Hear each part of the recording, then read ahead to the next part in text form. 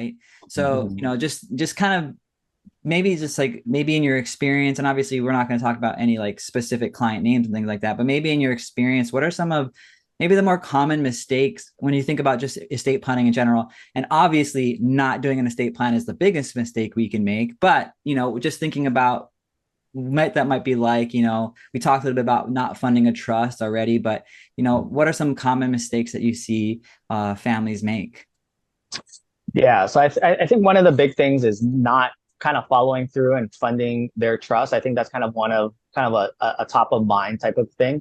But then also kind of selecting who your fiduciaries are, and kind of even evaluating if it's still appropriate.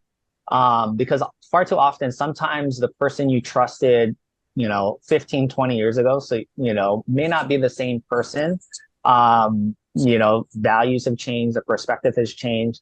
And then someone loses loses capacity, and that really isn't the right fit for them, right? And it may not be anything bad in terms of mismanagement of money, but it's just not the right fit. And that's where the dynamics of the family can kind of get upset because it's not the right person. And if they would have maybe taken action a little bit earlier, we could have made that adjustment or change. So I've seen that happen is where, family turmoil has happened in the family, but no one got the individual didn't get around to making a change. And then that issue just festered over time. And then when the need arose, it just, it's a built up of, amount of angst amongst the family that, that was unnecessary. And we could have made a change earlier. So.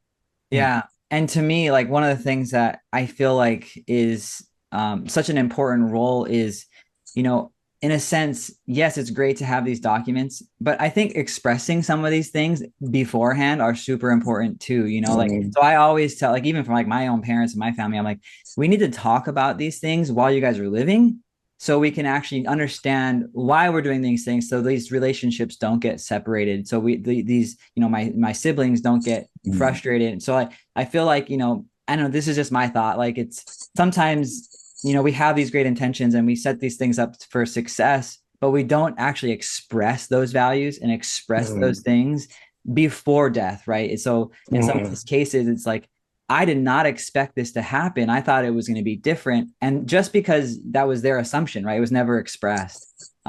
So yeah, I mean, I feel like it's always important to talk about these things. It's always important to update these things because, it's very common to see, beneficiaries named and beneficiaries need to be changed, right? But and then on that, Paul, sorry to jump in here. Yeah. So if you do have to make a change, the amendment is you don't need to redo your whole trust or estate plan. You just amend it, right? Which isn't, I think maybe some of our listeners might think you got to redo the whole set of documents and all, but amendment is not as involved, right, Travis?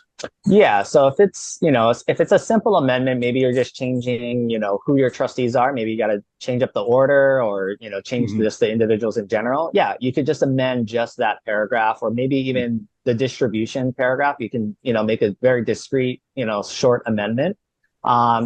People sometimes, do many amendments over time because a lot of things have changed, dynamics change, financial situations change. But yeah, you don't necessarily always have to completely redo your trust. And another thing that, that people, that question that always comes up is that when you start a trust, the date relates back to when you first started your trust. So say you started it in 1995. Well, that date will always be the date of your trust, but each amendment will have its own date that relates back to that original date. Okay. And so that's kind of, people kind of get confused about that. So that's just kind of a clarifying thing if somebody already has a trust.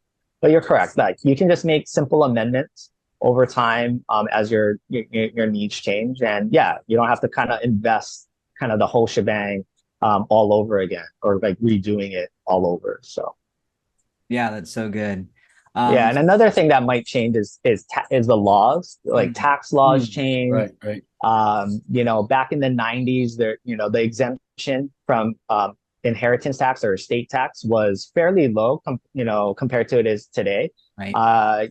Back in just before, like in the 90s, it was the exemption amount before you have to start paying estate tax was $600,000. And so, as we all know, owning just one home in Hawaii will kind of set you over that limit. Yeah. And so people were very concerned about the estate tax at that point in time. That amount has gone up significantly. So we're not doing a lot of tax planning. Just for the listener's perspective, in 2023, the federal exemption's at well over $11 million. So each individual can pass up to $11 million tax-free, without consequence, without any taxes. And so most people aren't concerned about estate taxes at this point. And now we're strategizing for how do we maximize the value to your beneficiaries. Right.